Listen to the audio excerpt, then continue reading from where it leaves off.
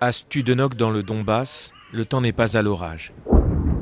Ce sont les obus qui grondent. Yuri sait qu'il est trop tard pour fuir son village avant l'arrivée des Russes. Le seul pont restant est celui qui se trouve près du monastère, mais seuls les piétons peuvent l'utiliser maintenant. Dès que les engins russes arriveront, il sera détruit lui aussi. Car après avoir abandonné peu à peu le front nord, l'armée du Kremlin se concentre désormais sur la conquête du Donbass à l'est, convoyant ses troupes vers les républiques autoproclamées de Donetsk et Lugansk. Aujourd'hui, les Russes contrôlent déjà plus de 70% de la région de Lugansk.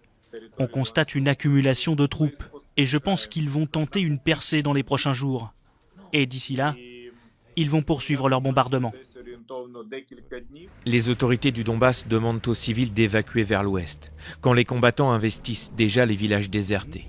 Leur matériel est caché en forêt. Ils vont multiplier les embuscades, une stratégie payante jusque-là. Le combat urbain est excessivement difficile. Il faut avoir un rapport de force pour l'attaquant de 4 attaquants pour un défenseur. La résistance ukrainienne qui s'est appuyée sur des villages dans lesquels les unités peuvent avoir l'abri des maisons, des murets, des bâtiments, a été très efficace. Comme la semaine dernière, au sud de Tchernigiv, ici en bas à gauche, un char ukrainien, appuyé par des soldats cachés dans ce bâtiment, avait réussi à perturber l'avancée d'une colonne entière de tanks russes.